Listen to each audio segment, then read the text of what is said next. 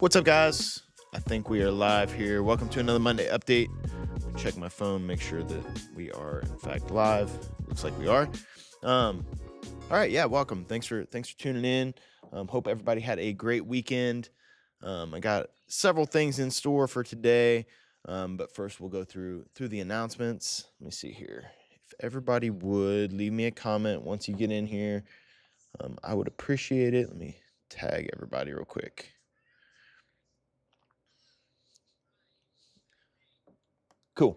So thanks for tuning in, guys. Hopefully you guys have your questions ready today. I appreciate those of you that left questions yesterday in the little post that I made, and I'm going to try to get to that. But for today's, not the announcements, right? I'm going to try to put AMA on there so you can ask me anything, right? I'm going to talk about kind of how I got started. I really only want to do this one time because it feels really weird to talk about myself. But hopefully you guys can find something valuable in kind of how I got started. And we're going to watch a couple competitions and that sort of thing. So if you would, leave me some comments. Let me know who's in here. Leave me some comments with some questions. I'd really appreciate it. And yeah, I'll do my best to answer them for you. But let everybody roll in here. So several things coming up, though, in the next couple weeks, and especially in June. June's going to be absolutely nuts. But yeah, this week, actually, so this coming Sunday, April 19th, is the Stride Spring Hike. So something I'm pretty excited about. That is just a good chance to get everybody together outside of the gym and just hang out and do something healthy, do something fun, and get outside. So hopefully we'll have some nice weather. My plan kind of is as long as it's not like storming or something, we'll plan on doing it anyway, right? So if the weather sucks just a little bit, we can kind of suffer through it together. Otherwise we'll adjust that accordingly. But I hope everybody can make it out to that. It's 3.9 miles is the loop that we're gonna take. It's totally at your own pace. Go as fast or as slow as you want. You can hang out and walk the whole thing. You can jog the whole thing. You can ruck the whole thing. You can crawl the whole thing. I don't really care. Just a good chance to get outside and do something fun together outside the gym, which is always a good time. So, yeah, hope to see everybody there. Watkins Mill this Sunday at 2:00. Catch you guys out at that, and yeah, should be a good time. So if you guys have any questions about that, let me know. But I hope to see you guys out at Watkins Mill on Sunday at 2:00. Let's see here. It says okay, there we go. Now we're getting some people to start rolling in here, but leave me some comments once you get in. But yeah, again, hope to see everybody this Sunday at 2:00 for the Stride Spring Hike. Let's get a big crew out there. Wear your Stride colors, your Stride gear, whatever it is, and we'll just do something healthy and fun outside the gym, which would be cool. So next after that, though, is we have a couple things coming up. So not till May 2nd, which is two things. So we have the submission only tournament is May 2nd in Independence. That same night is FAC.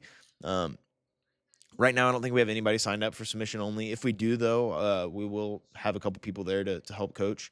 And yeah, so submission only tournaments are always fun. That was our first team trophy we ever got, was at a submission only tournament. So yeah, if you guys are thinking about competing, let me know.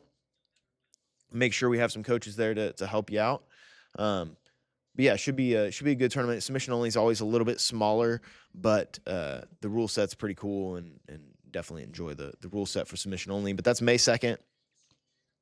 Also, again, like I said, May 2nd is FAC. If you guys are MMA fans, FAC, I believe it's 34, is going to be a really good one, right? Every time they've posted up a fight, I've gotten pretty excited about it. I'm pretty pumped for this whole card. I think it's going to be a stacked card, top to bottom. Lots of good talent. FAC is always, as you guys know, that came to Garrett's fight. The production and show itself is, in my opinion, the best in the Midwest. There's not even anybody close to it. I'm a little biased because I'm lucky enough to commentate it, but this card is really exciting coming up. And if you guys are planning on going, it'd be cool to have another Stride crew there. So if you guys need any more information about FAC or the submission only tournament, let me know. Next after that, I believe we don't have anything for a while, right? So there's not a ton of stuff going on. But in June, we're going to be absolutely packed, right? So, and I'm sure things will fill in as we get closer and get further through May here, or as we get into May. But and I'm planning on doing another Blacklight beatdown in May. I'll go ahead and spill that news now. We will plan on doing that at some point in May, but don't have the official date set for that yet. But June is absolutely packed. So a couple things we have going on in June. AGF just announced that they are coming back in June, which I'm pretty excited about because AGF is one of the bigger tournaments. And really this year, the only big tournaments that are coming around are Fuji. And that's pretty much it, right? So getting another big tournament to come in will be pretty cool, having AGF here. So that's June 13th. So it's the weekend before the Texas trip. So yeah, so the weekend before Texas, we will have the AGF tournament. So anybody not going to Texas, or anybody maybe that's going to Texas and wants to get a tune-up before going and doing one of the biggest tournaments in the country, AGF would be a good one to hit up. Cassie, I'm guessing you're talking about the Blacklight beatdown. My thing's delayed, so I don't really know, but the Blacklight beatdown was so much fun, and definitely doing it again, right? And some point in May, I'm thinking it's going to be that last weekend in May, but I'll make sure we have more details on that as we get closer to that. But yeah. But yeah, AGF June 13th, the very next weekend, is the Texas trip that I know some of you are in the Facebook group or message that we've created to kind of start putting together some stuff for that, talking about hotel plans and that sort of thing. We're also going to have I'm trying to set up a couple training opportunities for us while we're down there, team dinners, that sort of thing. Maybe we'll have a pool party at the hotel, who knows.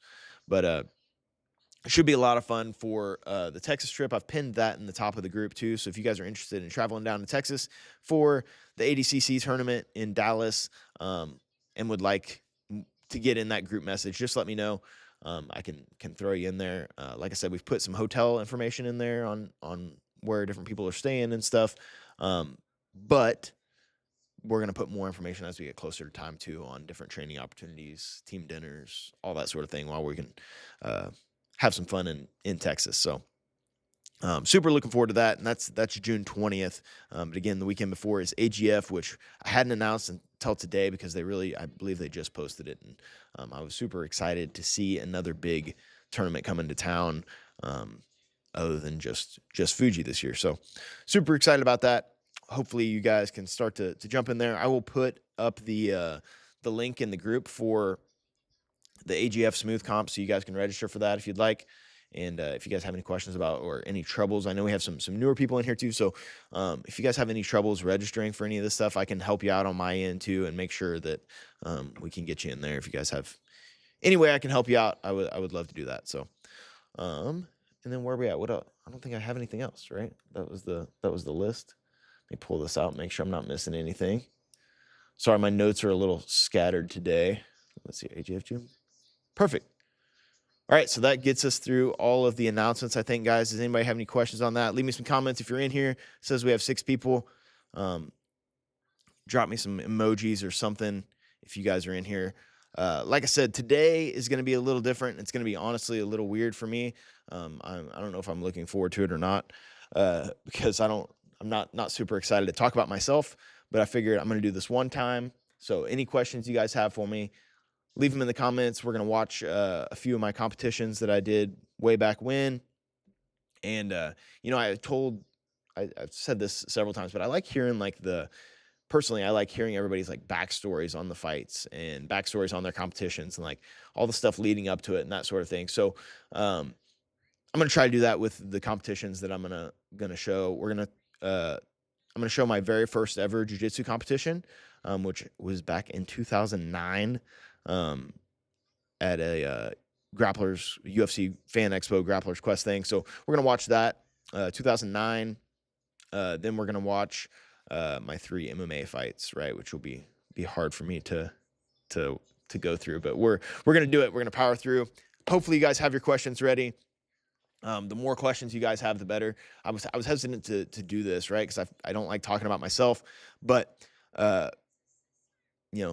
I've had a few people message me about it, so we're gonna go ahead and do it. Like I said, I'm gonna do it one time. We'll go through these fights and that competition, and hopefully I can answer any questions, and hopefully there's something valuable in my start to jiu-jitsu and MMA and kind of journey through that can help you guys. So anyway, yeah, looks like we got several people rolling in. What's up, guys? Thank you for joining me this morning, and glad to have you in here. Everybody was late getting in here today, Rachel. I don't know what was going on. I had like one. It said one viewer, which I think was me until just a couple minutes ago. So you didn't miss anything. The announcements are all tagged in the top of the group there too, so you can check those out. But let's get to it. So so the first thing I'm gonna kind of talk about is how I got started in MMA, right? And then I'll try to answer some of the questions that were in the post yesterday too.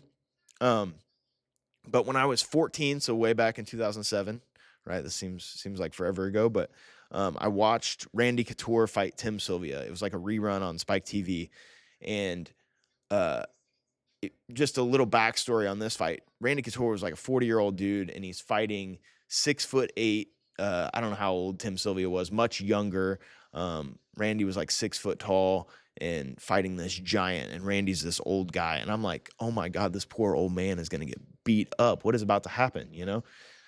Well, if you've seen that fight, UFC 68, Randy Couture throws an inside leg kick, overhand right. I'll never forget it because it was the moment I fell in love with the sport, right? This old short guy knocks down this giant and then just proceeds to dominate the fight from start to finish, like 10-8 every round, like just brutalize this giant, you know. And instantly from that point on, two things happened. One, I fell in love with the sport, but also Randy Couture became my favorite fighter, right? I was just obsessed with Randy Couture, and from that day on, obsessed with MMA. So the first picture, which all of you guys have seen already, that I'm about to pull up here, Randy Couture opened up a gym in Independence just like probably 2 or 3 months after I saw that fight. And I was like, well, I got to go meet this guy, right? And so what you're about to see is the picture of me with Randy Couture at his gym opening in Independence, which was at the KC Sports Lodge, which is where the submission only tournament is, ironically now. But upstairs there, they had a cage. They had really, really nice facility. But Randy came and did an appearance at the grand opening. I got to meet him. That's what you see in the picture here. That's me with Randy Couture. I'm wearing a large shirt. That's why it's tucked into my pants. And but I was just a Randy super fan. And so the fact that he was opening up a gym in Kansas City, I'm like, well, I gotta go, right? I gotta go meet this guy. I was probably the smallest person in my class. Paul Miller can attest to this. I was probably the smallest person in my class till I graduated. And so to see this shorter, old, big underdog win the way he did, instantly became my favorite fighter. Got to meet him, and then about 2 weeks after this photo was taken is when I started training. So I would have been right about 15 years old when I started training. Yeah, just a little guy. It is, Amber thinks it's hilarious. There's a picture of me at 15 driving, and I look like I'm about 4. But anyway, yeah, that's the start. I really like this photo because it was like literally a couple weeks before I started training. It was at Randy's gym, which was pretty cool. So cut back over here, get that off the screen. But yeah, so I started training there about 2 weeks later. And back then there wasn't really classes, right? They would occasionally have classes there, but it was really just a bunch of guys getting together to spar and roll. And so I would go up to this really, really nice facility. Again, they had a cage, a boxing ring. They had a nice mat space, and I would just bring one of my friends that was 16 to drive me, or my mom would take me and drop me off, and I would just hit the bag or whatever. And if one of my friends showed me, we'd just roll around in the cage and mess around. Really didn't know anything. And I'm watching all the videos. I had the Gracie Basics DVDs, I had Eddie Bravo DVDs, and I'm watching that stuff. And then whenever I would go up there, I'd have a friend, and we would just roll and train in the cage because we thought it was cool to roll around in the cage. So, so that was kind of how I got started. I met, like I said, it was kind of a group of guys would just show up there. And one of the one of the people that would show up a lot when I was there was James Krause, who you're going to hear me talk about a lot in this, or a lot today.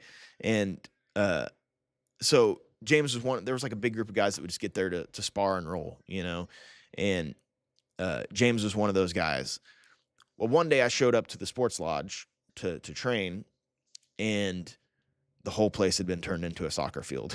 So if you go up there now, if you go up to the sports lodge now, you go upstairs, it's just a soccer field. Well, I showed up one day, all the MMA equipment's gone, everything's gone. There's no no real heads up or anything. It was just disappeared. So I had a few months where I wasn't training there, and happened to be at the same time I saw, like I was a super fan back then. I didn't miss any WECs, UFCs. Like I watched every single one, and James Krause was fighting Donald Cowboy Cerrone, who a lot of you guys know. He fought him in the WEC. And so I had messaged him on MySpace. This will date me back a little bit too, but I messaged him on MySpace like, hey, where are you guys training at now? Because like it's a soccer field. You know what I mean? And so he told me they were training at this place called K2L Grindhouse in Lee Summit, which Grindhouse was basically just the MMA side in this Taekwondo school. So there was a bunch of guys training MMA in a Taekwondo school that was owned by Brian Davidson, who was a really high-level Taekwondo guy and an MMA fighter as well. So they were training there. I ended up training out, or long story short, I ended up training in Lee Summit at K2L Grindhouse, which would go on to produce like the biggest and best names around, right? So Grindhouse would eventually become the first like standalone MMA gym in Kansas City. So like we moved out of the Taekwondo school, moved into a MySpace was great, right? Like we take a minute for MySpace here with the glitter pages and the automatic music when it starts. But anyway, so Grindhouse would become its own standalone MMA space, and that's where we started training. But rewind back just a little bit. After moving to start training at Grindhouse, again, it was still just guys like showing up to spar and roll. Now there's a lot better guys. I'm sparring with a lot better guys. I'm training with all these high level guys, but there wasn't really classes, right? It's not like you show up now, you have a warm up and you drill. There was no like drilling. It was just sparring and rolling. If you were lucky, whoever you were sparring or rolling with would kind of like show you how they just beat you up afterwards, right? So that was literally the majority of my training until Grindhouse would move into its own space, was doing that. And I was the youngest guy in the room. I was 14, 15 here at the time, and training with all these grown men who were experienced amateur fighters or professional fighters. Like James was just fought in the WEC. And so in order for me to try to learn more other than just watching DVDs and applying it to the live rolling, is I asked James to start doing privates. And I don't know how much he remembers of this. Someday we're going to get him on and we can talk about all this, but I don't know why I remember, but I was paying $35 an hour, which James would go on to become one of the best coaches in the world. People from Ireland and all over the world coming to train with him. He coached UFC champion to win the belt. And so I'm paying $35 an hour to learn from James. And he really, for no reason, just kind of took me under his wing. And I learned more in those sessions where it was just us rolling. He would tell me how he beat me up, and then we would kind of keep going. And that was really where I started to learn a lot, was training with him and doing these private lessons with him. And he became really a mentor to me, and a good friend of just like really took me under his wing to show me when I'm just this young kid that he didn't really have any reason to. I'm probably 15, 16 at this time. And, I learned a lot in those sessions. But, let's get to a competition here. So during this time, I'm not 18 yet, so I'm not able to take fights, but I wanted to compete.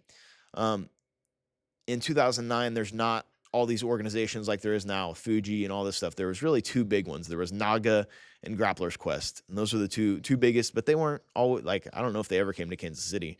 But UFC 100 was July 11th, 2009. and they were having this UFC Fan Expo that weekend. And at the Fan Expo, Grappler's Quest was having this big grappling tournament. So this is probably the biggest tournament you could do at the time. And it was where I had my first ever grappling match at the UFC Fan Expo. I don't have video of my very first match. I wish I did, but the only reason I have this one is because at one point it was uploaded to MySpace. I didn't upload my first one because it was against a girl, and just didn't feel right to I ended up winning, but I was so nervous about that. And but it was a cool far side armbar. I promise you, it was really, really cool. Is what I got. But I don't have video of that one. So we're gonna watch my second ever grappling match in a tournament. Same tournament. This will be the semifinals. And we'll watch that. It's actually a pretty fun match to watch, but we will talk through that one. But yeah, going into this is at a huge, it's at Mandalay Bay in this giant convention center. You'll see there's tons of people in the background. It was a huge tournament, and yeah, super cool for my first one. And let's check it out. I ended up getting second, so this was my semifinals match. And let me move over to here. I'm this guy in the green over here, the green shorts, and we will see how this works. Bam. Cool. Yeah, I'll spare you guys the audio on this too, but got lucky on a takedown here, right? He at some point takes my back. I don't even remember how exactly I got my back taken. I think I tried to hold him down. This is really all I knew at this point, right? Is inside control, hold them tight to your body, squeeze them there, and keep your knees wide. Move over into mount. That's really all I knew. So we keep going. I'm trying to get up high so I can set for this little spinning armbar I saw in the Gracie Basics DVDs. He works back up. I shoot. Get my back taken right here. And almost get finished. And you're going to see some really bad rear naked choke defense here in just a second. It all worked out, though. So right here, he gets my back. Almost gets me finished. I'm trying to step over the leg. Again, my defense was pretty bad here. I shoved my forearm in his crease of his elbow, and that bought me a little bit of time. And like we do in the drill, trying to get my hips to the mat on that far side I don't even think I knew to do that at the time, but that's what I was just trying to escape, trying to turn up on top. So we'll see here. Finally, I was able to spin out of there. For a first jiu-jitsu match, this was pretty exciting little match here. But I get side control again. This is all I knew. Wide knees, pull him in tight, hug him here. Boom. Luckily, he gives up his neck. I don't think I've ever been able to make that transition since, but got the body triangle. Again, horrible technique, just squeezing with all I had left to try to get the finish there. And yeah, stole second place there at that tournament. So yeah, that was my first ever grappling match. And yeah, it was a big tournament, and it was a big deal for me. I think I was 15 or 16, 2009, whatever that, yeah, it says. I guess I would have been 16 there. So yeah, that was my first ever match, and I was lucky enough to compete at a lot of these tournaments. I got to go to, I was a huge UFC fan, so getting to go to UFC 100 was crazy, but being able to compete at that same time. I also did a couple, there were some like smaller in-house and local tournaments that I would do, but kind of the rule with my parents is I couldn't fight till I graduated high school. And so I was just competing in as many jiu-jitsu tournaments as I could at the time, which there wasn't a ton, right? It's not like I said, there's not like it is now where there's tournaments, every couple months. So competed at the one in UFC 100, went to UFC 108, I believe, in Boston, and they had an expo with that one too. I did the tournament out there, and then the one at UFC 116, I believe. Brecklin's in the background. I don't know if you guys, she's over there. She's hanging out with Dad today, so she's back in the back there. But yeah, so I got to compete at these big UFC fan expos for a lot of these tournaments, and that was when I first started cutting weight or was cutting weight for these tournaments, which in the grand scheme of things was terribly stupid. But the most weight I ever cut was for one of these tournaments. One at UFC 116. I cut down to 115 pounds from about 130. I should have pulled up one of those pictures. I looked horrible for that. But anyway, everything else was just these like little local in-house tournaments, and they did like a jiu-jitsu tournament at one of these big taekwondo events one time that we did. But I was just competing as much as I possibly could. But there just wasn't a ton of opportunities at the time. So if you guys are interested in more early 15-year-old Matt jiu-jitsu tournaments, there's some matches on YouTube you can watch. But that was kind of what I was doing at the time here. Let's see here. Yeah, so like I said, we'll get to my first MMA fight here in a second. And like I said, the rule was with my parents, like I had to be graduated from high school before I could take my first fight. So I was just training as much as I could. I would drive up to Lee Summit as much as I could to train. As soon as I turned 16, I was going as often as I possibly could. I ended up giving up a district spot in golf in high school just so I could go to a jiu-jitsu tournament and train more. And I was just absolutely obsessed. I told somebody this the other day. It's like back then I could tell you every single main event, and I still might be able to do quite a few of them, but every single main event from like UFC 71 to 150 probably. I could have told you almost every main event, some of the undercard, the big fights, all that stuff. Wave high, Brecklin.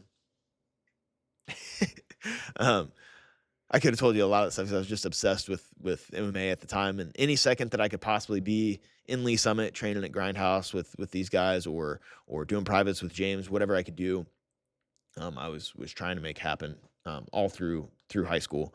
And then when I graduated, I got to take my first MMA fight. And there's going to be kind of a theme that I wanted to try to talk about here where like I got pretty lucky to fall in with the right group of guys at the right time. I'll say that. Like nobody at this time was treating MMA like a profession, right? Besides James, right? There was hardly anybody in the area that was really devoted 100% to making MMA a career or treating it like a professional. And like I said, James kind of took me under his wing, and so I got to see what it's like to train at a professional level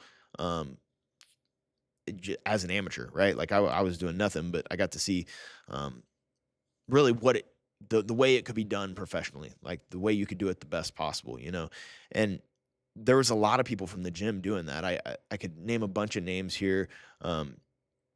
Joe Wooster is one that comes to mind that I wanted to talk about here because he's the one that runs FAC now, and it's pretty evident if you look at FAC compared to some of the other organizations, like it's just extremely professionally done, right? It's treated like I don't know. I don't know how to describe it, I guess, but they treat it like a professional. That's all I can say about it. We talked about this in the other Monday updates. Like whatever you're gonna do, just like do it to the best of your ability. I was lucky enough to fall in with these guys that were doing that, and so while I only had 3 amateur fights that we'll watch today, they were on the biggest shows, like the best professionally run shows, because Joe was kind of like helping manage me at the time. Like he managed me is a weird word. He's the one that found me the fights, right? He helped match make these fights and everything. And on these massive shows that I had, you know, realistically as an 0-0 amateur, had no reason to be on. So my first fight was against Isaac Enriquez, who was 1-0 at the time. He was a good wrestler. I was absolutely terrified going in, but you know, I had this is what I wanted to do, right? And Titan was one of the biggest shows at the time. Like it was on HDNet, which is a company owned by Mark Cuban.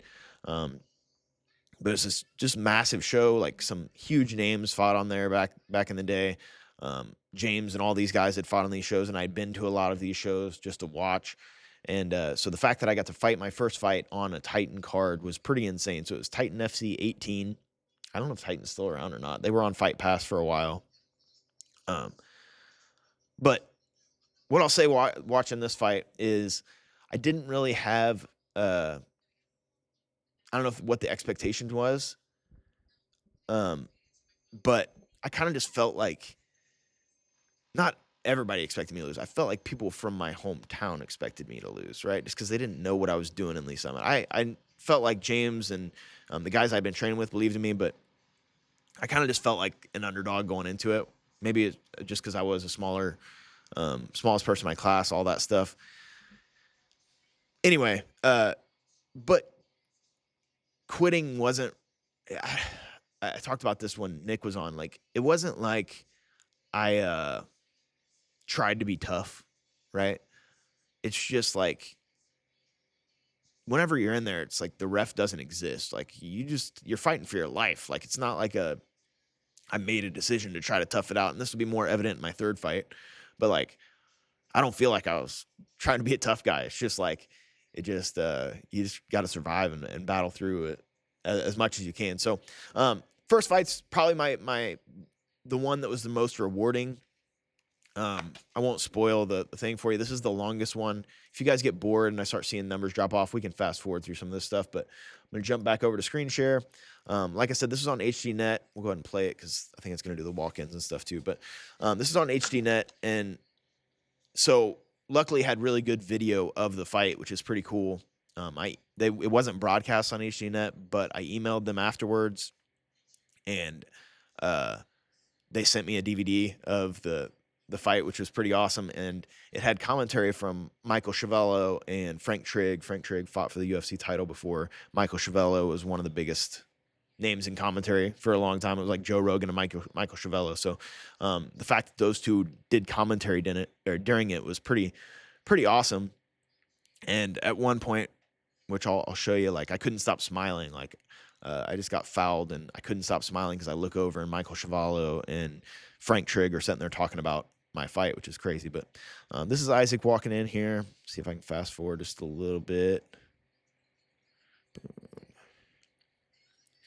My walkout song was Kung Fu Fighting, which, I didn't want like a hard, like get fired up song. Like I knew I wanted to like try to stay calm.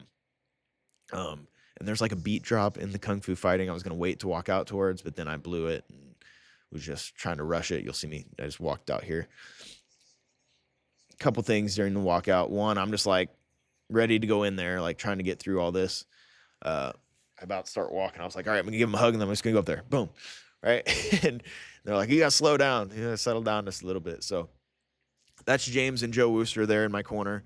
Eric Marriott was also in my corner who, I'll talk about him someday on here, but he was a super elite level fighter, excellent boxer, extremely good jiu-jitsu, fought in Bellator, fought on the Ultimate Fighter before, lots of stuff. But anyway, those were the three in my corner. And to me, I look over in my corner, I see James, I see Eric, I see these super high level guys. Like I have to, I was trying to impress those guys. That's what all I was trying to do in here.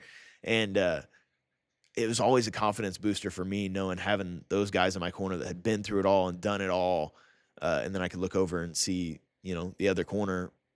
And, there's some other good guys. Actually, Isaac fought out a Caveman Crew, which is a good gym too, but just nobody to the level that James was in my corner there. So they took extra long look at my gloves here because the gloves were actually too small. And so they were wrapped weird on my hands. Like I didn't have my thumb through the thumb loop. So I had to do a little extra there. Getting the grease on, which is always weird. I'm going to go ahead and fast forward here just a little bit. Watching it with commentary is fun though too. So if you guys want to watch it with commentary sometime, feel free to do so.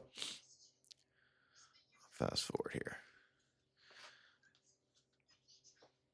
So the only striking, like the game plan kind of going into this was stand up as long as I can.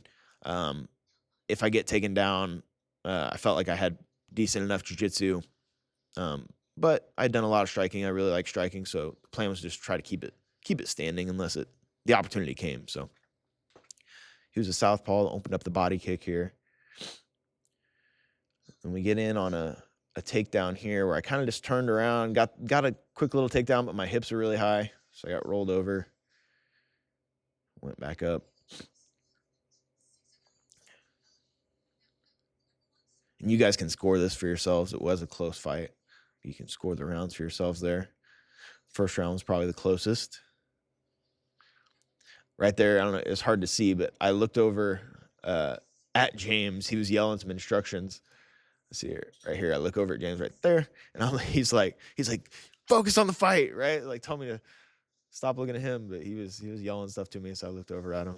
It's a little thing I remember from that, and there's different things that I throw in here that, like, it's such a intense thing. Like, you remember like weird little things during the fight too. So I'll try to talk about those when they come up, but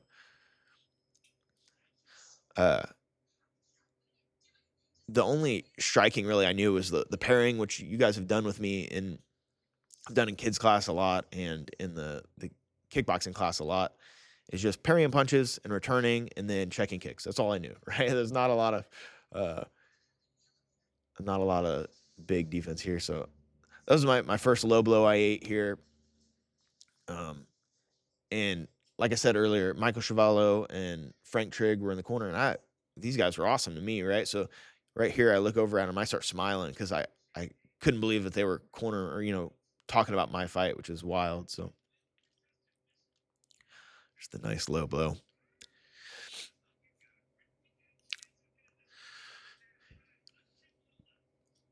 And it wasn't this one, but the ref was very antsy to keep it going during the fight too. Like, I felt like he was like, keep moving. But anyway. Yeah, the body kick was one of my favorite things there just because we were both in southpaw, so I was throwing that quite a bit. I go for a big head kick here and miss. Yep, fall on my face.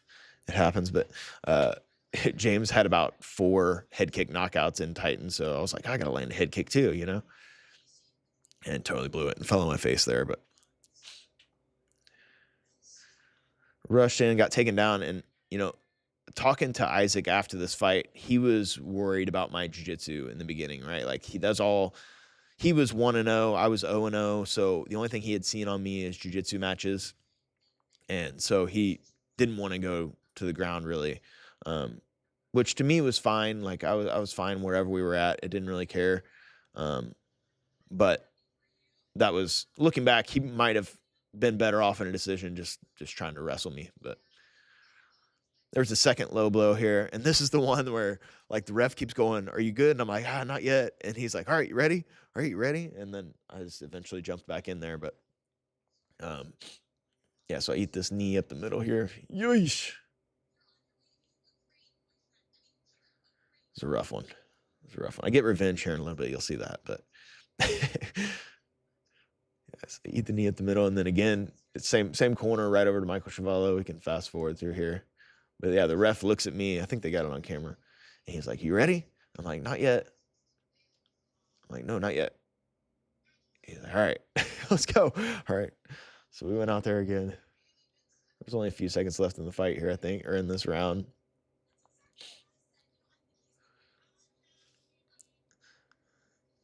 I think I throw. No, maybe not this round. This was around the same time that Lyoto Machida had landed that big front kick to the face. So you see me throw that front kick to the face, and then I threw that jumping round kick. And I remember thinking, like, Shogun, who I was a huge fan of, Mauricio Shogun, who he was a fighter I was a big fan of. He threw this jumping round kick, and so I tried the jumping round kick and totally missed. But that was what I was thinking when I was going for it. I was like, I got to do something cool like Shogun, Highlights here. And I remember in the corner, I don't remember a lot from what they were saying. This was 2011, I guess, when I graduated. So yeah, so it's May 27th, 2011 is when this one was. So the card was headlined by Jens Pulver and Brian Davidson, who I told you Brian Davidson owned K2L Grindhouse, and Jens Pulver, who was the first ever UFC lightweight champion. They were the ones that headlined it. I kind of opened up the card. So pretty cool to be fighting on such a big show. Second round, I remember him saying in the corner, saying to throw a 4-2, so throwing that back uppercut, which I try later. I landed a good right hand there.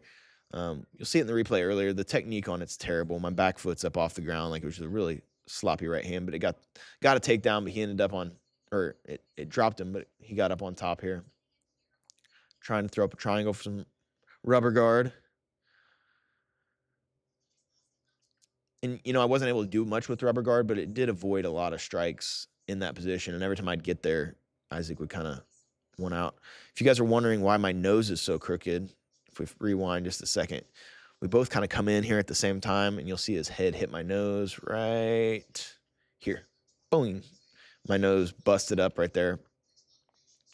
And that's why my nose was on the side of my face for the rest of this fight. You'll see, but I remember thinking in this moment, he's going for this choke, and I don't remember the choke being that scary. It looks a lot worse here than I remember it. But what I do remember is UFC 74, Randy Couture fought Gabriel Gonzaga, and Joe Rogan in that fight was talking about how when Gonzaga's nose was busted, he probably felt blood running down the back of his throat, and I felt blood running down the back of my throat. I'm like, oh, my nose must be broke. All right, so I'm laying here on my back, blood running down the back of my throat.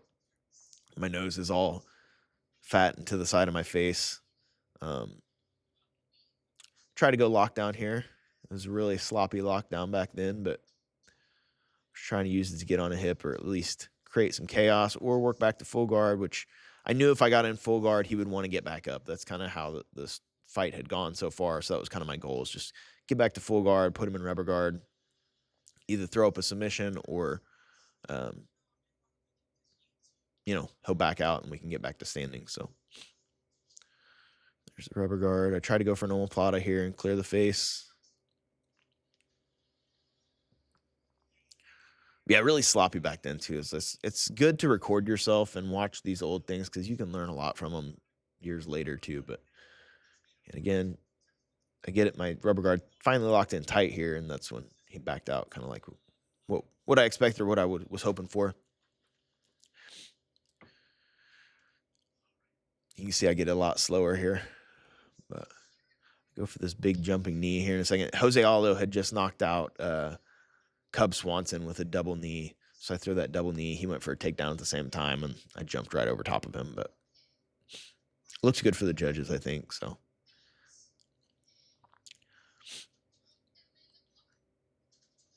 yeah, they thought that kick was low, but it wasn't. I do get a low blow here in a second of my own, but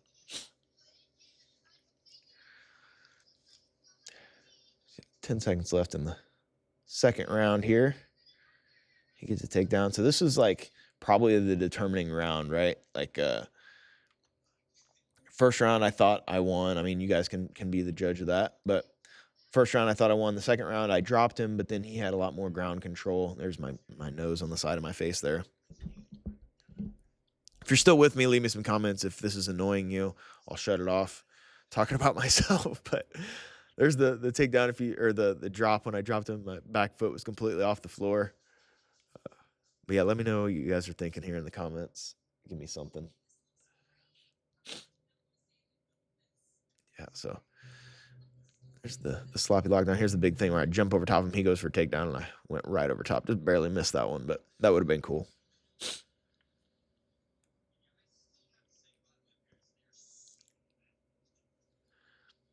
Yeah, and James was telling me if I get that rubber guard to lock down in that elbow so that he couldn't stand up there. You kind of see him talking about that in the corner.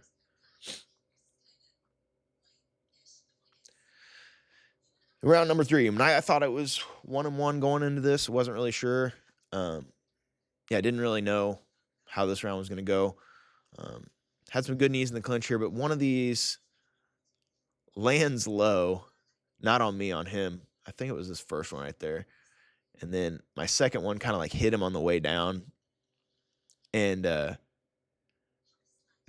remember James and them were freaking out about like saying that it wasn't a low blow. And on the replay that they're going to show, it doesn't really look like a low blow, but I felt my knee hit him on the way down. So I just like kept going right here. You see my knee on the way down, kind of like hits him in the cup. So, people were freaking out saying it wasn't a low blow, but it probably was. And the ref afterwards, it was like, that knee hit him on the way down. I'm like, I know. He's like, well, you need to tell your corner that. So they stop arguing with me. But so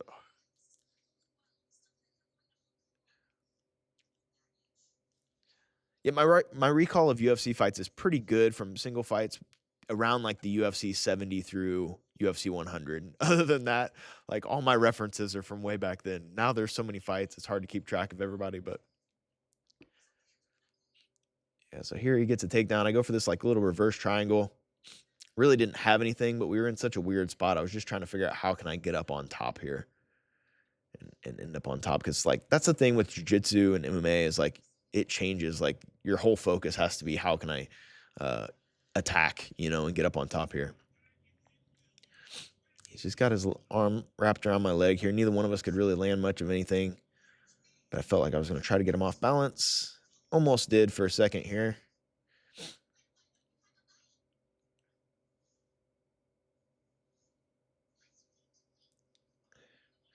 And my legs were just tied up, so I couldn't pull him out to like try to scramble up on top there because he had his arm wrapped around it. I was trying to land some strikes if I could. And this is where I screwed up, and this is probably the hardest part of the fight for me to watch because this was like, so I get stressed out rewatching it, right? Because I dive in on a knee bar here.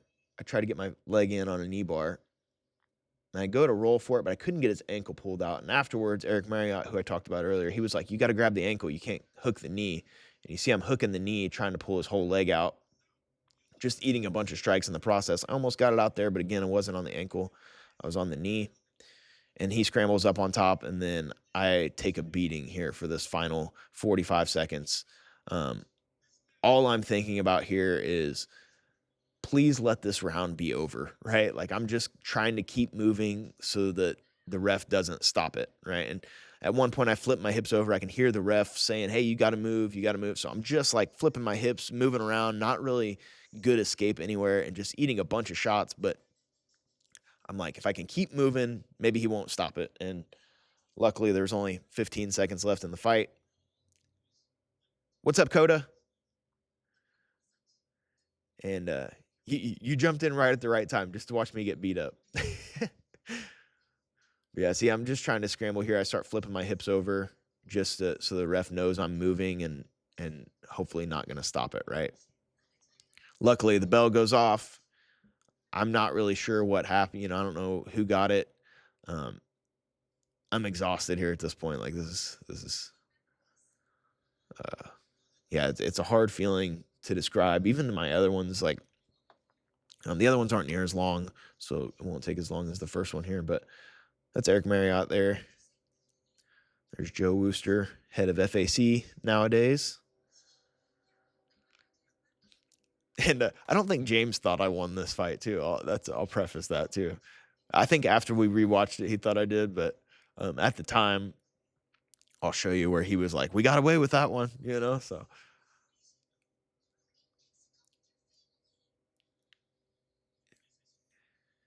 yeah, and Isaac's good. He went on to fight professionally too. Had some good boxing matches. I think he's still around. I don't think he fights anymore, but he went on to be a pro and did really, really well. But yeah, we're just walking around waiting for the decision. As we're going through this, like I'm just hoping I got the decision. And I had this theory. Spoiler alert, it goes to a split decision here. And I had this theory. Bruce Buffer, whenever he announces a split decision, he always announces the winner first, right? So he'll say like 29-28 for the red corner, 29-28 for the blue corner, and then the red corner is the one that always wins. So right now, I don't know if it's a unanimous decision or anything, but whenever he reads off my name first for a split decision, I thought I had it, but I wasn't sure. Would have really sucked if I didn't. I'll say that. But my nose is a lot wider and crookeder there than it was beforehand. Still not super straight. But yeah, that's what I was hoping. I'm like, man, I got the first one, so hopefully that means I got the last one too, right? So he's reading off the names. It's all 29-28 for the red, 29-28 for Isaac. And then here I am hoping and praying that we get it.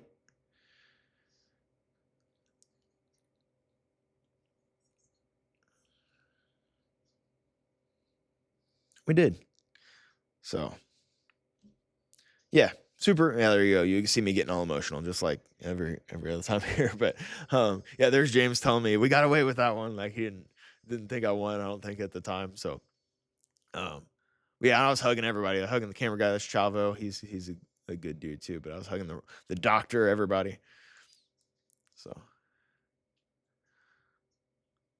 still got this picture somewhere with these guys. And yeah, Eric is actually the only one that was in my corner for all 3 fights. I'll talk about that here more in a second, but yeah. And then I was lucky being from a small town, Oric. Like I always sold a bunch of tickets, so immediately I'll never forget the moment of walking out of this cage. Let's pause this one. That's number 2. We'll get to that. I'll never forget the moment of walking out of the cage there, and I went down into like the tunnel area or the lobby area, and just was like surrounded by people, and it was, yeah, super special moment for that I'll never forget, having that kind of support. And I remember one of my best friend's dad, and I think this for me was this is what it was. A lot of it was about for me was my best friend's dad was like, he never would have thought that I would fight, or he probably thought I would be the kid that get beat up, right? You know what I mean? Like, yeah, I don't think anybody expected me to do well or be able to fight like that. So, he said something to me afterwards that just really like, I'm sure he doesn't remember it, but yeah, it's like my best friend's dad said, just like, I never would have thought you could do that or whatever. He was like all excited afterwards, but that was special to me too. Like that was the kind of, I don't know, solidified what I've been training for, with all these guys for a long time. So, yeah.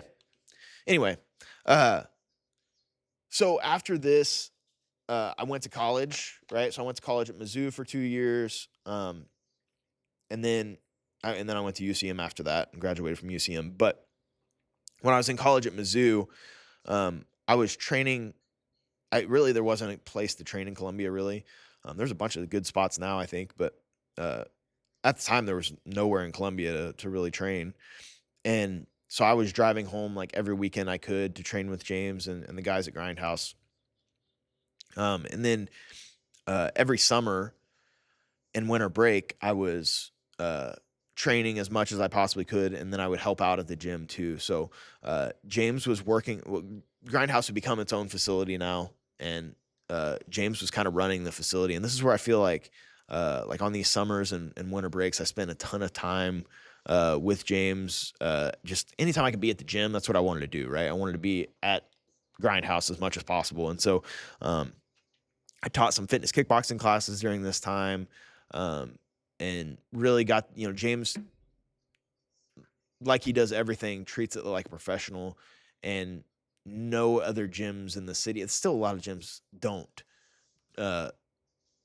run a business as professionally as he did. Right, he was like the first one to start doing that, and so I kind of got to see that. I feel like I kind of got a couple stripes on my white belt when it comes to business and gym, how to run a gym,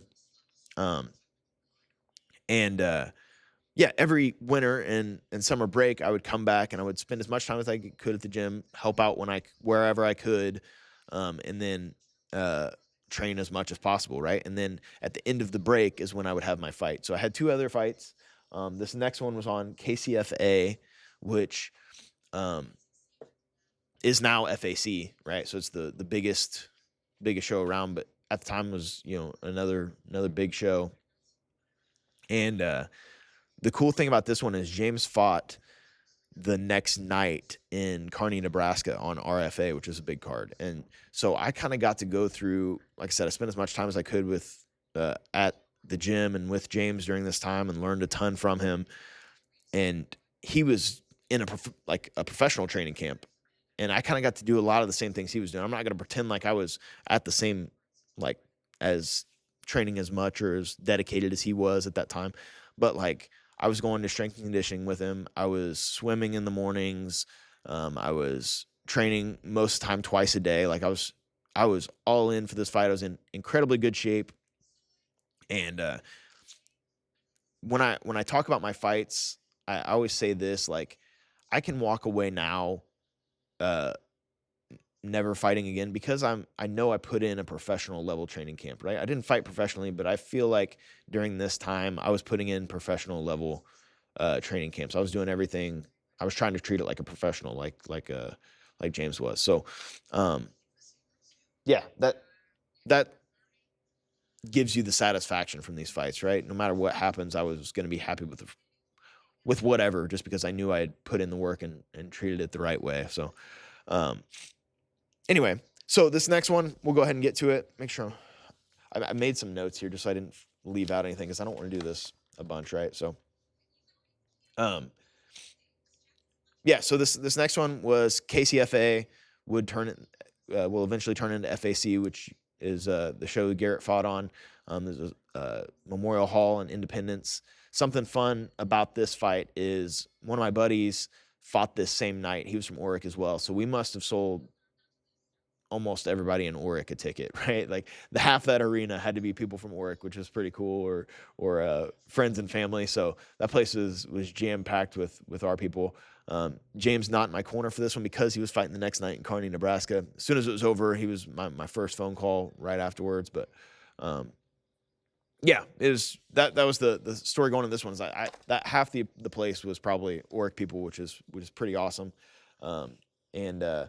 This is probably the least rewarding fight, just because the guy who I fought, my original opponent's house burnt down the day of weigh-ins. So as I go in and weigh in, and everybody else is waiting around for pictures with their opponents, and I'm sitting there doing the same, and like Joe, the manager, he's like, your guy's running late, you're good, just go ahead and head on home or go eat. I'm like, okay.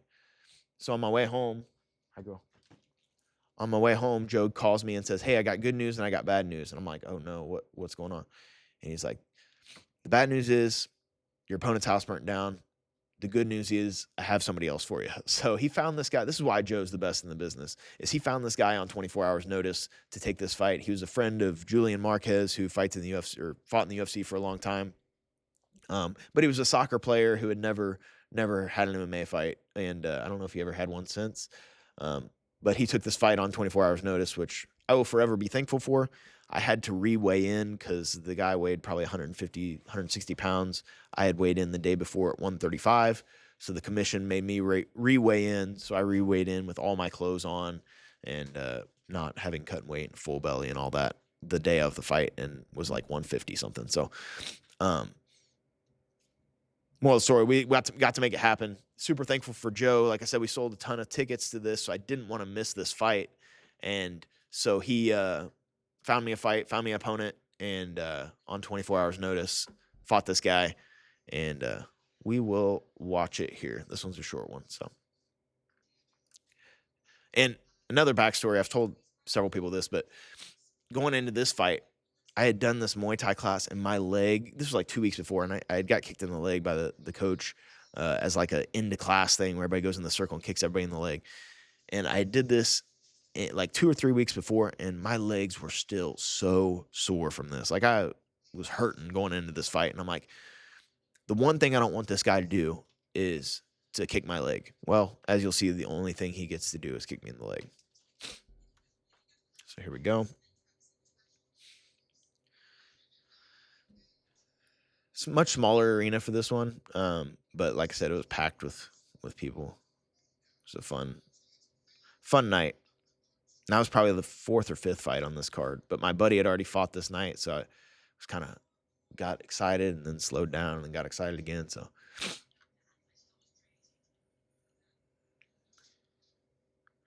much smaller cage too, that changes things. I feel like a lot. It's a lot smaller cage than the first one. I kick him in the leg, he immediately kicks me in the leg. He slips, and then I wrap up this guillotine here.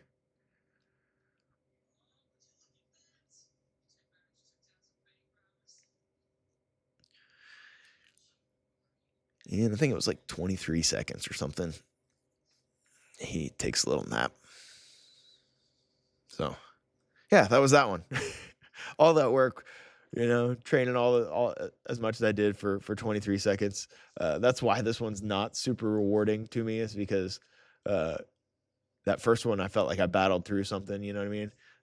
I rewatched this like celebration stuff afterwards, and it was so embarrassing. I go over to the cage. I don't even like telling this, but I walk over to my friends over here at this table, and I do like the cutthroat thing.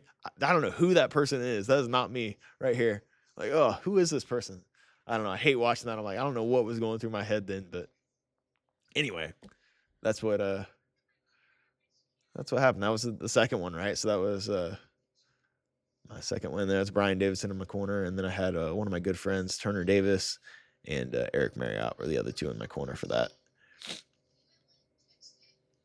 Yeah. So and James was kind of a guillotine guy, so I was pretty excited to get a guillotine win. Called him afterwards and told him I got to put the guy to sleep with a guillotine, which was pretty cool. So anyway, so that's the second one. Yeah, I don't really have. This is again the next one's kind of the same story, right? I was training at Mizzou, or I was going to school at Mizzou, and just training as much as I possibly could. I was the person who drove back home like every weekend, really just to train, right? I was trying to get to the gym to train. There was a couple spots in Lee Summit that, or in Columbia that me and my buddy went to, but it was just different. Like like Grindhouse was full of professionals, like treating it like, James was treating it like profession, or, like a professional. And then the place we went to a couple of times in Columbia was not. It was, I mean, we were just fighting if we went in there, right? You just literally, there was one guy I remember training at this place in Columbia where he had a full cage, like the cage headgear on, and just was full on. Thank you, Paul. I appreciate you. I don't know how long you've been tuning in. We're going to get you on here soon, Paul. It's going to happen. Right. Paul is one of the OG, he knows the Grindhouse days. He was there. He was in it, right? There's not a lot of people from back then that are still in the game. Paul's one of them, right? It's pretty cool that he's still doing the thing. He's still training all the time. There's not from back there. I'm sure there's maybe 5 or 6 that we could name off, but yeah, it's pretty cool that Paul's still doing the thing. But I don't know where I was at, but what were we talking about? Oh, Columbia. So yeah, me and my buddy Turner Davis, who I talked about a minute ago, we would go training at this little place in Columbia, and just if we only went there a couple times, but like it was a full on fight. It was so much different than what I was used to. You know what I mean? Like I don't know if they just didn't like us or what, but we would go in there and you're full on fighting. I remember Turner just getting bare knuckled, uppercutting the ribs on some wall work stuff one time. I always think about that, but anyway, yeah. So any chance I would get, I would drive back home and train on the weekends. And then again, on my breaks, the whole break was spent train as much as I could, help out at the gym as much as I could, just so that I could be there. Right. Spend a ton of time with James during this time. And learned, a lot about, how to teach classes. I was also helping out on the breaks, teach kids classes. I would kind of like be an assistant. I wasn't leading the class, but I'd be an assistant and kind of help out every once in a while, just on my summer and winter breaks. Again, just to be at the gym as much as I possibly could. And yeah, so I learned a lot during that time. Not only fighting and training, but also like how to run a gym like really nobody else was at the time, right? Nobody was treating it like a real professional business at the time. So, yeah, I learned a lot, both on and off the mats, during those breaks. And we're going to watch my last fight here. This was, FAC, or no, not FAC, RFA 6. So it's a January 18th, 2013. So this will be my last one. Fun thing about this fight, again, like I said with my second one, James was fighting the next night in Kearney, Nebraska. So we kind of got to go through training camp together. I at least got to see his training camp and be mixed in every once in a while. With my last one, James was the main event that night. So it was actually James's last fight before he got signed to the UFC to fight Sam Stout. This was his last fight outside of the UFC. So he was the main event of RFA 6. I opened the card. He closed the card. it was pretty cool that to be on the same card, but also to be able to go through the same kind of training camp and stuff like that. So yeah, we'll watch fight number 3 and go through this one. You'll get to see me get dropped here shortly and all that good stuff. So we'll pop back over to screen share. Is anybody still with me? Anybody still enjoying it? Do we need to shut it off? Are you guys tired of listening to me talk about myself? I'm tired of listening to me talk about myself. But like I said, this will be up here so you guys can, you don't have to keep asking. Right? Leave me an emoji or a like if you're in here, and hit the like button one time if you're in here so I can see some come through. Let me know who's still with me. We're dropping off a little bit numbers wise.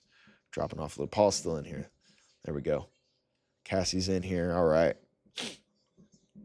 Thank you guys for tuning in, being a part of it. I really appreciate it. Yeah, so last fight here. Let's get into it. And then we'll kind of talk about how Stride came about, all that good stuff. Here I'm fighting Joe Estrada. I was 2-0 fighting. Joe Estrada was 3-1 at the time. He ended up fighting professionally and stuff too. But yeah, he was 3-1. I was 2-0 going into this one. So, and again, this was it's Access TV here. It was the same thing as HDNet, where I messaged them afterwards and got really high quality video, which is pretty cool. We'll fast forward through this. One thing I do remember here, Rob Kimmons right there, who's standing behind Joe Estrada. He had fought in the UFC, and I had trained with him a little bit back at Extreme Couture way back in the day. So seeing him in the corner was kind of crazy at the time. And that's Josh Baker, who ended up, when I ended up buying into the gym in Gladstone, which we'll talk about. Josh had trained up there a lot, so I always like giving him a hard time that he was in the corner against me for this one. But anyway, we'll fast forward here. We didn't talk about walkout song for the second one, but so after my first one, James was like, if you ever walk out to that dumb song again, I'm not cornering you, because it was Kung Fu Fighting, right? So then the goal was, all right, what's the dumbest song I can walk out to, or song, that could still get me excited. So the second one was pretty fly for a white guy. This one, I walked out the Danger Zone by Kenny Loggins. So.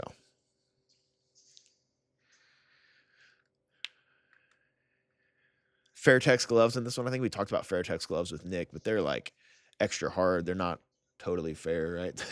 they're different, but that was what RFA gave us, was Fairtex gloves, which is pretty cool. There's Tim Elliott in my corner.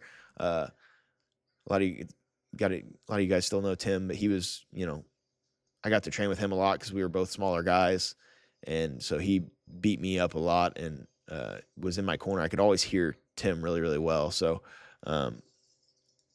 Yeah, got to have Tim in the corner, which is pretty awesome. And again, I look at this and I'm like, I got, one of the best flyweights in the world in my corner, you know what I mean? So that's Austin Ford, is a really good boxing coach.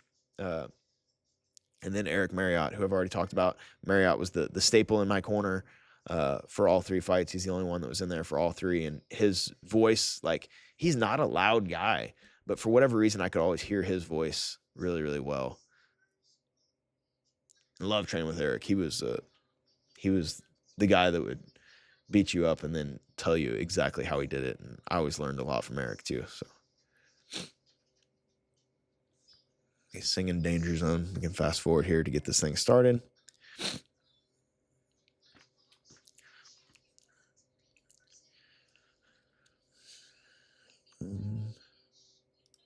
Yeah, so this was in like a theater kind of setup. So most of the crowd was basically in front of this guy that's talking here. There was a few people up on the stage, but most of the crowd was like out in the theater portion, which is just a different setup.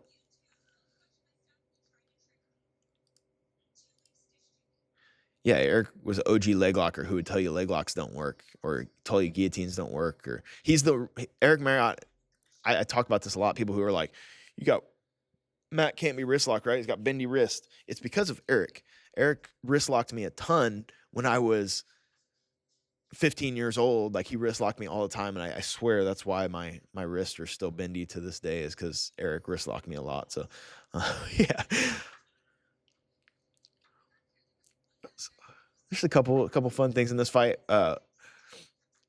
one thing, this was in Missouri, not Kansas. And in Missouri, you can't knee to the head as an amateur, whereas you could in Kansas. So they talked about not kneeing to the head in the back. That'll come into play here in a second.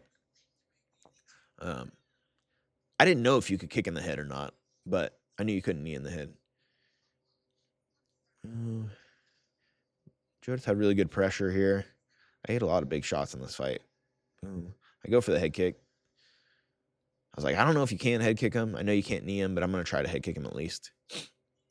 And I was trying to keep my range here. The game plan here was kind of working the clinch more than anything, or stay on the outside. I didn't do a good job of either one of those things, but if you listen to this with audio, you can hear Tim yelling grindhouse, grindhouse, and that's putting my forehead right up under his chin. And so I was trying to listen to Tim. I make the adjustment here in a second to shove my forehead up under his chin right there. That was from being able to hear Tim. And this is kind of where I wanted to work, was in this clinch position and try to work knees up to the body. And I knew he didn't, I knew I'd probably have an advantage on the ground. From one of his fights, I had seen him like reach back like this in guard. And I'm like, well, he's giving up a triangle there. You know what I mean? So I thought I'd have an advantage on the ground. I land a good knee here on this little breakaway. Let me get around to his back.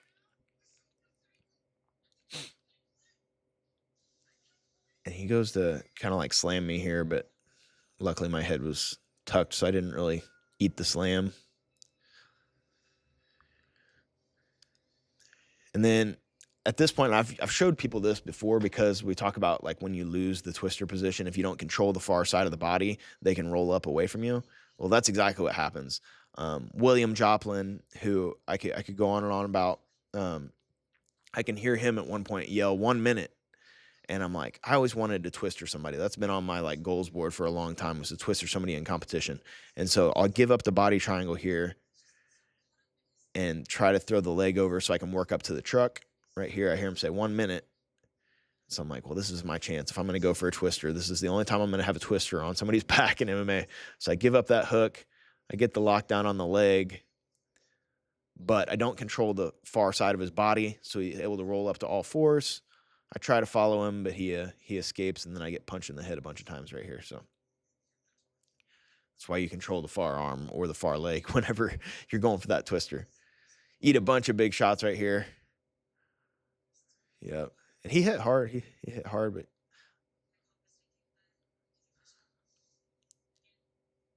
throw that little jumping knee I tried in my first fight. Totally missed. I think he goes for a takedown right at the end of the round, maybe. Yeah. And my wrestling wasn't good at all. That's what I tried to have the jiu-jitsu. That was the end of the first round. I'll be honest, I don't remember much of what they told me here in between. I remember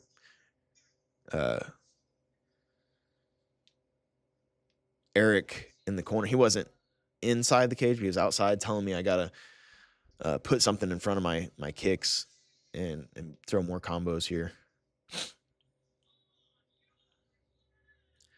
Yeah, and probably should have just stayed on the back and kept working there, but if you get a chance to go for a twister, you got to take it, right?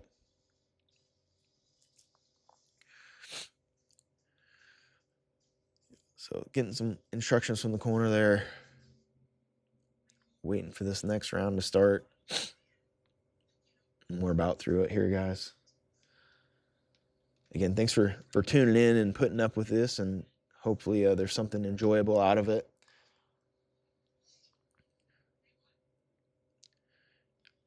Nice red face there from getting punched a bunch of times. But yeah, so this is where that head kick comes into play that I was talking about. I throw one here and miss. I landed a good right hand there. Tim thought that one hurt him, so he was trying to tell me to rush him a little bit. I missed that head kick, or maybe it was that one. But Tim's telling me to kind of push the pace here. So I missed the first head kick, and that one landed pretty good. And you could see him look over at the ref, be like, hey, I didn't think we could kick the head. And I was like, well, I don't know if I can kick the head or not, but I'm going to. And then I got, boom, dropped right there. I tried to rush him because I thought he was hurt. And then I just I got dropped, and then luckily was still able to secure this takedown. Tim's telling me to suck his hips up off the fence. And I can hear Tim screaming, this is your world, you know? So we knew we'd have the advantage on the ground. I Whenever I got dropped, also I remember from that moment is not being able to really see anything. I could still hear my corner, and I was still like, felt like I was functioning fine, like everything was moving fine, but I couldn't like really see anything for a second. And by this point, I'm starting to get it back though, and but definitely ate a big strike there.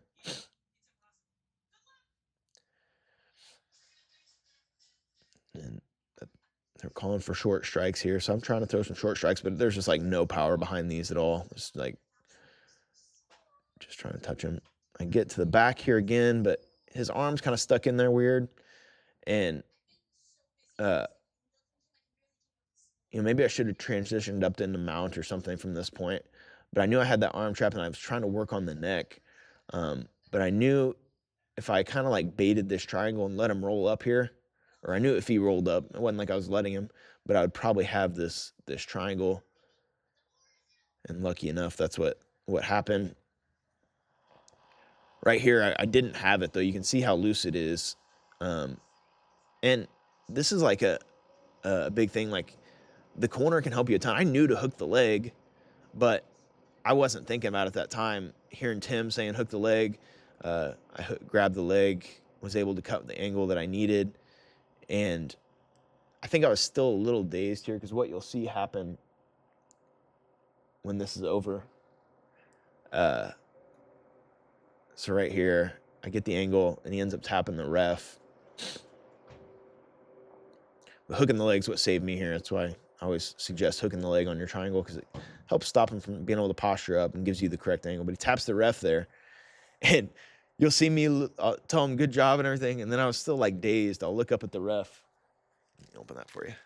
And I'm like, that is the fight, right? Like I wasn't sure that it was over. Good? I wasn't sure the fight was over. I had to ask the ref here if the fight was over, and luckily it was, because I did not want to go a third round. I was exhausted from that. So, yeah, I did not want to go third round. I was very thankful it was over. But yeah, I looked up at the ref afterwards. I'm like, that is the fight, right? And then back to huggy mode. Got to make sure I get everybody a hug. I hug the doctor here in a second. That's Joplin there in the corner.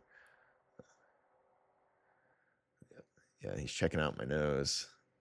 Luckily, he didn't have to straighten it this time. But yeah, I had to give the doc a hug too, you know? So, yeah, that's that one. That's my last fight. There was such like an emotional high after this fight. Like I can't even describe it at all, because I was so excited, but I don't know if I like knew that it would be my last one or what, but like I went back in the back, and like I was just like crying happy tears like crazy. Like I couldn't stop crying. It was weird. Different from my other two. Like I got a little emotional after my other two, but like yeah, it was really weird after this one. This is a crazy one. But and again, I hear Tim say something about Michael Chavello and Frank Trigg. So I look over there. He's excited for them, or excited to see. That's who I wave at here in a second, as the two commentators are sitting there.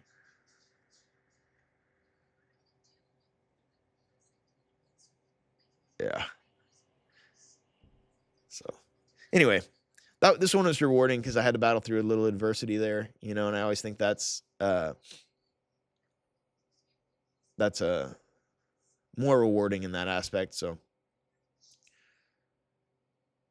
yeah, and you know, this sounds cheesy, but like really, whenever I was fighting, like in training too, like my goal was to try to impress these guys. Like I was trying to impress, you know, if I was training with Tim or in these fights, they were the ones I was wanting to impress, right? Oh, look at that super duper Bobby Cooper. He was a training partner back in the day. He's on the thing there. But anyway, yeah, those were the guys I was always trying to impress those guys a little bit. You know what I mean? With whatever I was doing, whether it was technique or just like whatever. So, yeah, it was rewarding. I wanted to give them a hug afterwards, and like, you know, I always wanted to make those guys proud of the work that they put into me for really no apparent reason. That's like I said, after my second one, I immediately went over this little hallway and called James and told him about how the fight went, because like I don't know. It's not you compete as an individual, but the hours in the gym you put in with the team are more than anything. Like, um, Paul can attest to this. The people that were in there in that era, especially, like, we're forever bonded. Like, even in here, like when you're train with people, like, when you go through these tough situations or battles where people like MMA, it's especially apparent too, but like whenever you're in these tough spots and you see people with their like all those guys had seen me at my highest and my lowest, they've seen me break. They've seen me throw up in the trash can over on the side. They've seen me have wins and things like that, so and so you're like kind of forever bonded with those people in a way. And so yeah, I always wanted to try to impress those guys was always my goal in training and fighting. Like, what can I do to make those guys go, oh, that's pretty cool. So whatever. I don't know where I was going with that, but that was kind of my thought process back then. But yeah, so that kind of wraps up my competition that I'm going to talk about. I did compete in more jiu-jitsu tournaments and stuff after that. We can always talk about those another day, or I can show clips of those sometime. But yeah, what I'll wrap up the fighting aspect with was, like I said earlier, I can walk away from fighting and still be okay with it, just because I know the respect that I gave the sport, right? The dedication that I put in. And yeah, we watched the Isaac fight earlier, Paul. Yeah, Paul fought Isaac as well, right? But yeah, anyway, yeah, so I can walk away from the sport, or from MMA fighting competition, knowing that I put in a professional level training camp and be okay with it, right? However the fight's gone. I never went professional, never had any more amateur fights or anything. But yeah, I'm satisfied with what I did, you know what I mean? And like I said, I was lucky enough to have these guys that were treating it like professionals and putting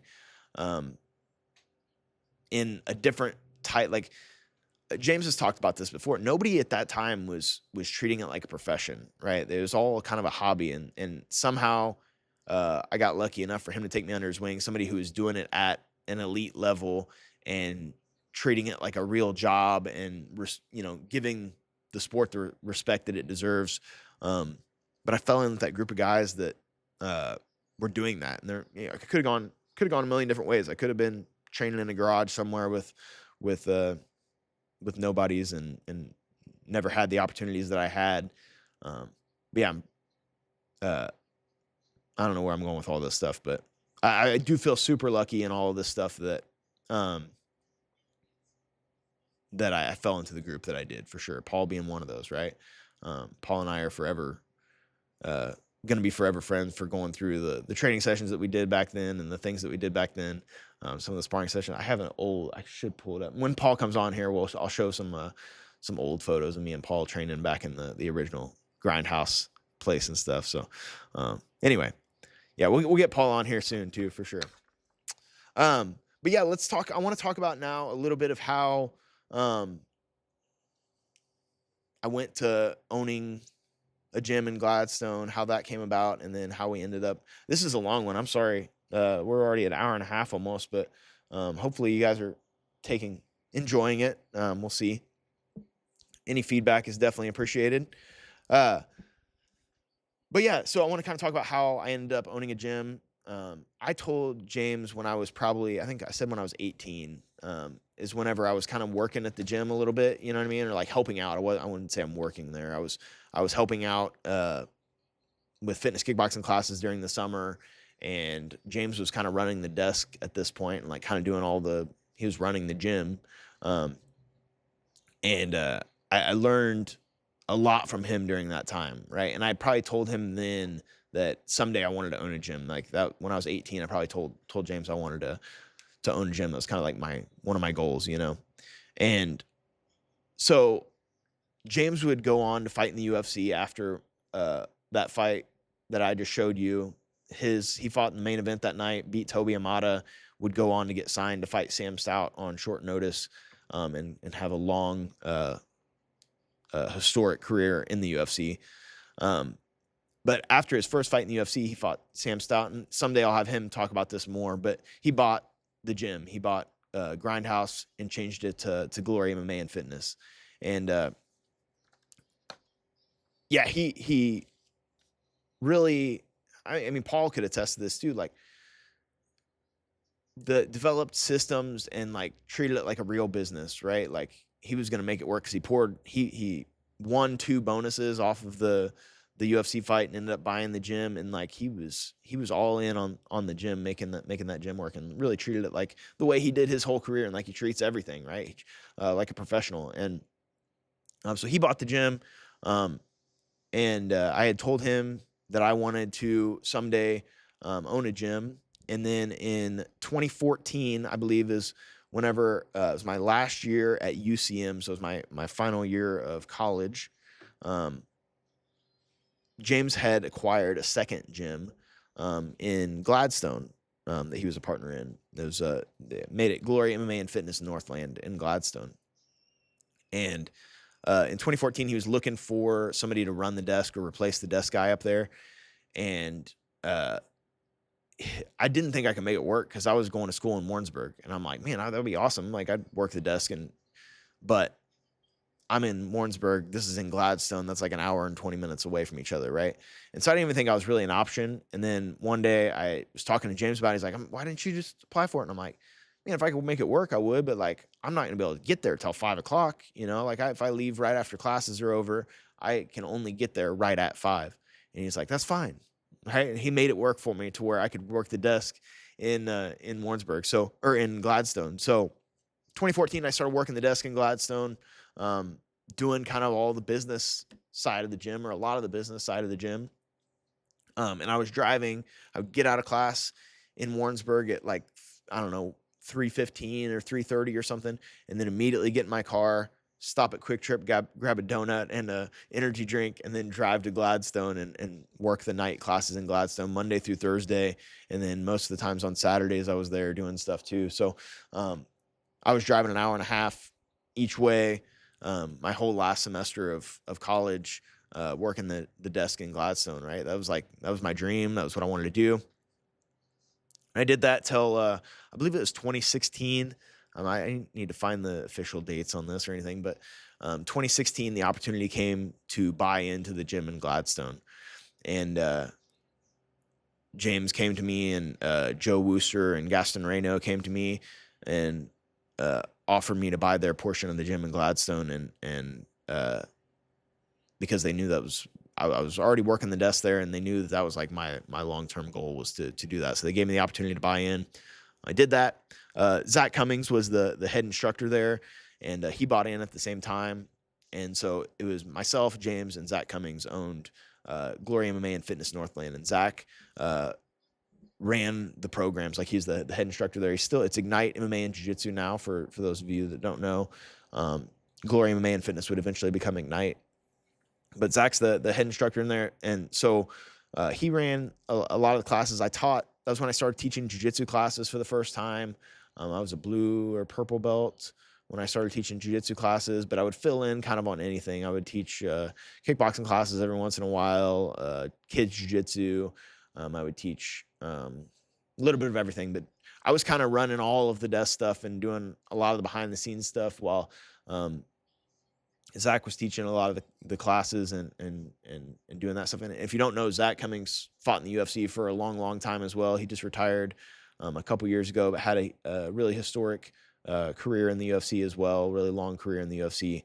And so again, getting to work with these guys who are elite level professionals, I was just super, super lucky in that aspect. But while I was doing this, we ended up moving locations at one point there, and growing into, we grew from probably like 110 members when I bought in to well over 500 by the time I left. So we really, and I took all of the things that I had learned from those summers training with James. James taught me a lot during this time too. He was always able, I can always message him. I still, if something comes up, I message him and ask him questions about stuff. But I learned a lot and feel like I really got my like blue and purple belt in business whenever I was owning the gym in Gladstone, right? We did a lot of different things there. And I took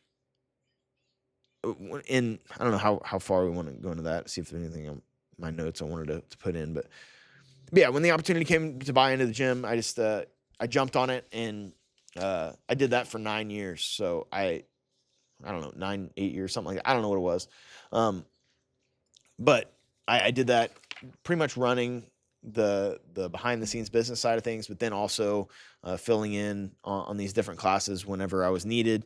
And yeah, so it became, that's where I feel like I got my blue or purple belt in business, was through that, you know what I mean? And the only, I learned a lot during that time. I'll say that. I knew what I wanted, what I didn't, all that sort of thing. And then there's a lot of different changes happening in 2023, I believe is whenever it happened. And it felt like the right time for me to break off and do my own thing. Right. So, I sold my ownership there in 2023 to Zach. So Zach is the sole owner now. And the name is now Ignite MMA and Jiu-Jitsu Academy in Gladstone.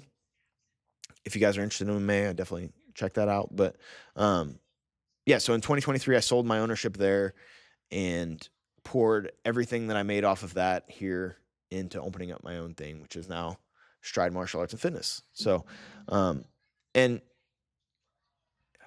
you know, there's, since doing this, like I kind of thrown around the idea of doing my own thing for a while, and I like when I said I wanted to like get on here and like tell my story, whatever you want to call it, I was almost hesitant to do it because for a couple reasons. One, I don't like talking about myself. It's weird, right? Like I said, I'm doing this one time, and then you're never going to hear me talk about myself again on the Monday update. But two, in a lot of ways, like I feel like this is a whole new chapter. Stride is a whole new chapter that's just getting started. That I'm more, I'm reinvigorated, and I'm as excited about jiu-jitsu and MMA as I have ever been since you know I was fighting. So in a lot of ways, I'm still feel like there's a lot of story to be told, if that isn't too cheesy to say. I'm I'm happier and more excited about jiu-jitsu and MMA than maybe I've ever been. And uh, yeah, this place is special, I think. And it's because of you guys. And I think as we go through, as I've talked about stuff today, like that's really what it comes down to, is like the people that are in the room. You know what I mean? Like, Grindhouse was special because of the people that are in the room, right? Paul and James and Brian Davidson, Eric Marriott, all these guys that are from back in the day, they were made that room, right? Grindhouse is a name on a building, Glory is a name on a building, and Stride's a name on a building. But having the people in it, somehow I've been blessed enough to have to be surrounded by good people throughout this whole thing. So, and you guys are a part of that have helped me. I don't know, reinvigorate that love for the sport for me. Whenever I opened Stride, I said this at the grand opening, 20 years of doing this, like my goal was to just take all the best stuff from the last 20 years of doing this and pour it into here. And I hope we've done that, right? I'm still trying to do that, still trying to improve all the time. Any way we can improve, I want to do that. But yeah, I could I think this entire thing's been kind of me talking about, you know, hopefully in a way of all the people that have impacted me a little bit. And that's kind of what I want to do with this. I could name a list of names of people that I feel like have made a huge impact on me, and jiu-jitsu, MMA, just life in general. But I'm sure I would leave people out. So hopefully this podcast or this show, whatever you want to call this, will kind of turn into that, where I can introduce you to some people that have had, that I've met over the years, right? And that's not just, when I say over the years, that's not just the 20 years that we've talked about today. That's these past 2.5 years of people here at Stride too, that we're still telling that story, and we're still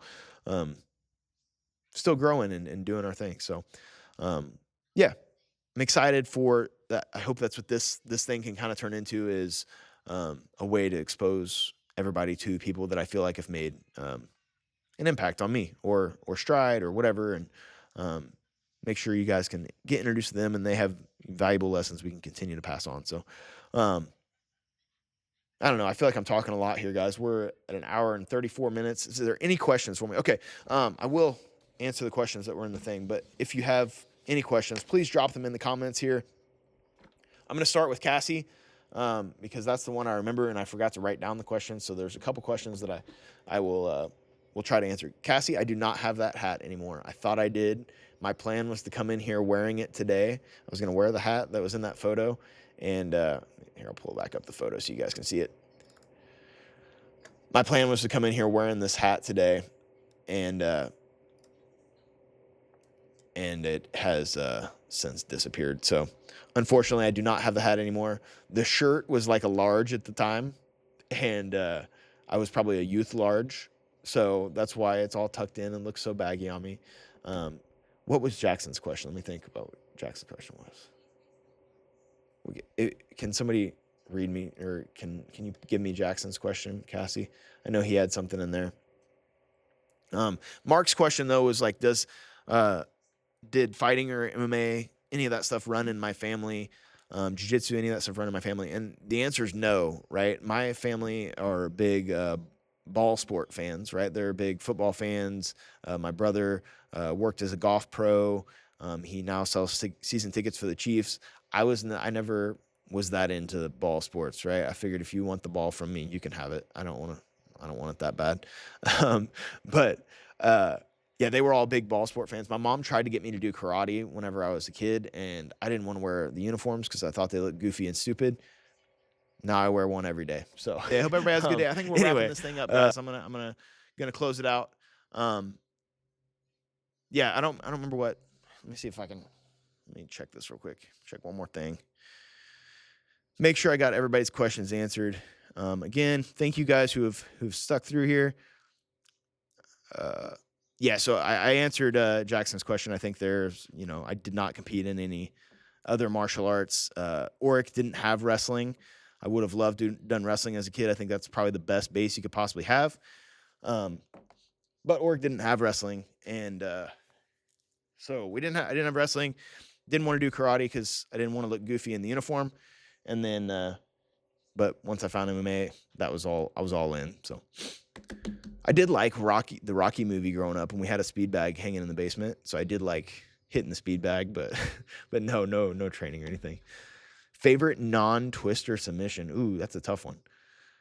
I mean, anything off the truck is pretty cool. I'll take anything off the truck. I think the guillotine's probably up there. The one-arm guillotine arm in guillotine is probably my second favorite. It's not near as cool, doesn't look as cool on video, but I think there's so much levels to that, right? If you can master the squeeze, like you can arm and guillotine a ton of people. So that's what I'll go with, John, is arm and guillotine. But if I have to avoid things from the truck, if it's from the truck, let's take twister, calf slicers, banana splits. I'll take all of those things first because I think they're the coolest. But then we move on to the arm and guillotine. Yes, Bracklin? I'm almost done. You want to say hi to the people? They're watching. You're right there on camera. All right, guys, I'm going to wrap this thing up. I appreciate you all that have tuned in this whole time. Please give me some feedback on what we can do better. Brecklin's trying out her first jiu-jitsu class tonight, right? We're pretty excited about that. But yeah, leave me some feedback. This is going to go up on YouTube as well. So if you're not subscribed to the YouTube, jump in there on that. I know these videos only last so long before they take them down. But I appreciate you guys so much. Like I said, this Stride, this gym, you guys are so special and important to me. And I love you guys and look forward to continuing to build and grow together and keep making memories. So I appreciate you guys sticking with me through this, and I look forward to seeing you guys all on the mats tonight, this week. Let's have some fun. Let's do some jiu-jitsu. Let's have a good time, and I hope you guys have a great rest of your day, and we'll see you tonight. You know, wave bye. Can you say bye? No? All right. See you guys.